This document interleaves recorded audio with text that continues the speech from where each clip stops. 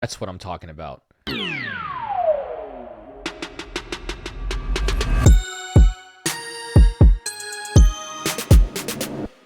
Oh, I know I'm late to this, but I said before the year that I'm going to do this for every single month. I'm going to rank all the movies and the new releases that I saw that month.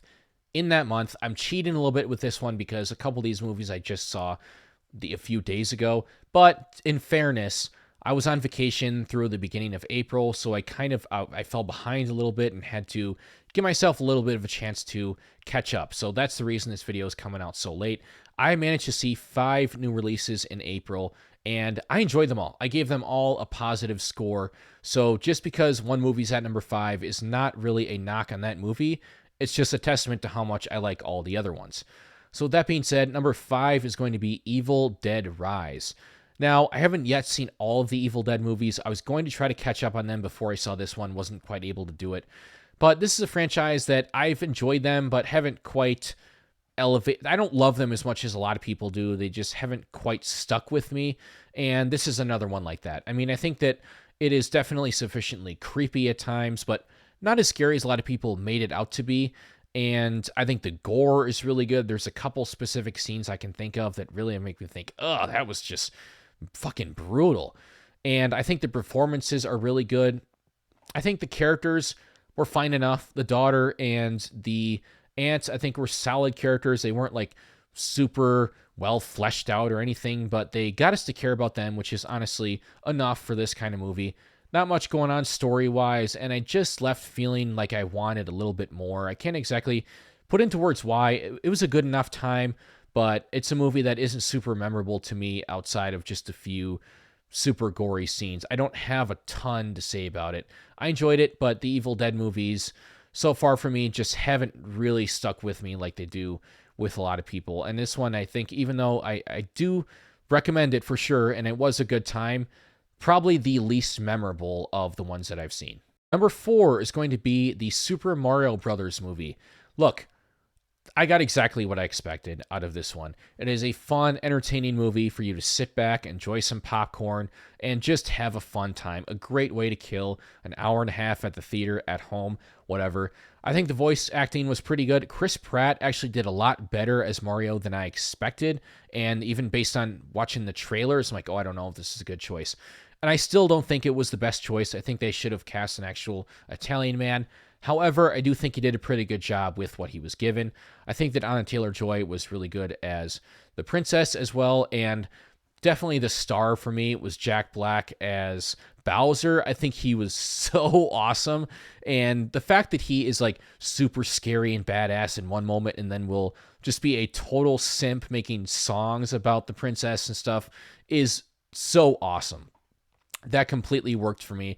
And I love how they kind of integrated a lot of the stuff from the games into the story in a way that made sense. I mean, it didn't feel super contrived. Like, they managed to make a race on Rainbow Road work within the story. So that was a lot of fun. Again, it's not great cinema. It's not game changing. It's not mind blowing. There aren't any big, huge character arcs or twists. It's not super unique, but it is a fun time at the theater, and that's all I wanted from it.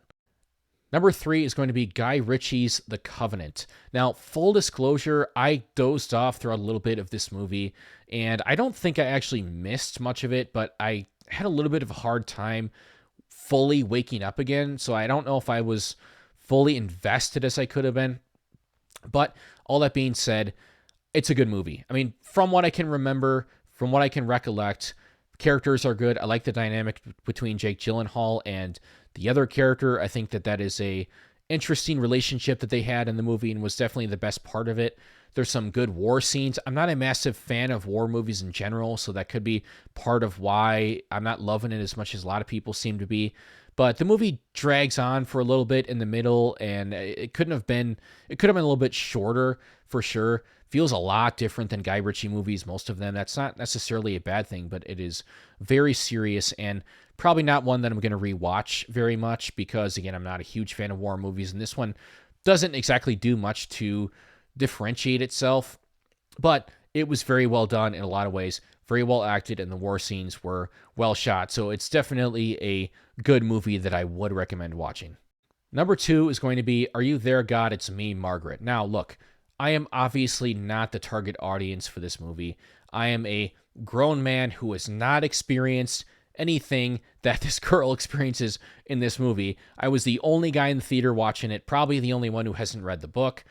That being said, I really love this. Like, I thought it was very sweet and charming and funny. And despite the fact that, again, I can't personally relate to a lot of this stuff, most of this stuff, I still think that it did a really good job of getting us invested in the struggles of the main character played by Abby Ryder Fortson, who is the little kid from the Ant-Man movie, Scott's daughter, which is so crazy to me because I feel old, because it feels like that movie just came out, Ant-Man and the Wasp. It's like, shit, now she's like in her teens. Like, shit, let's just slow down, okay?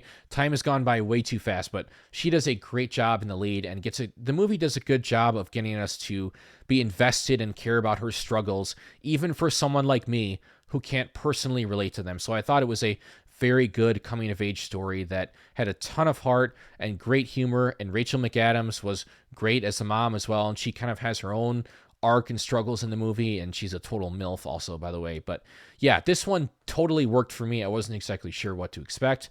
I wasn't sure if I would be able to relate to it because I, again, can't personally relate to these experiences. But I came away with it thinking it was a really good movie that I had a great time with. But number 1, and my favorite movie of the year so far, is going to be Air. I am just a sucker for these like drama sports movies that are kind of behind the scenes stories of how things came to be, that are very dialogue driven, very similar to Moneyball, which is probably still my favorite sports movie. But this one is damn near as good because the dialogue is so good. The characters are good. I love Matt Damon, especially in this movie. Affleck is good. And Jason Bateman, you got Chris Tucker, who is like the comedic relief character. There's lots of good humor in this movie that comes through the interactions of the characters, comes naturally and isn't like big joke setups. So I absolutely loved this one. And I also love how they didn't show us Michael Jordan's face throughout the entire movie. They kind of made him out to be this like mythical figure. And that choice, I was unsure of, like, at first. If you would have told me that beforehand, I'm like, really? But I think the movie did it. It worked really well within the movie. The speech at the end is really good. The scene where Damon first sees Michael Jordan's mom and meets with her is good. I love the scene where they design the shoes. So this one just worked for me on every single level. It is so compelling and entertaining and funny. Like, I just love these kind of behind-the-scenes, underdog sports movies. And at the time, Nike was an underdog, which is crazy to think of now because of how big they are and how they basically own shoes, and especially basketball shoes. But at the time, they were known for running shoes and weren't doing very well in basketball. So it was absolutely huge for them to land Michael Jordan. So I just thought this was incredibly well done. And Affleck just has not missed at all with his directed movies. I haven't seen all of them, but this one is certainly no exception, and I've loved all the other movies that he's directed as well that I've seen. So this one worked for me on every single level, and it is my number 1 movie of April and my number 1 movie of the year so far. So there you have it, guys. There's all 5 April 2023 movies that I saw. I hope to see a little bit more, but just couldn't quite make it work. Hopefully May has more, and then all the coming months throughout the rest of the year.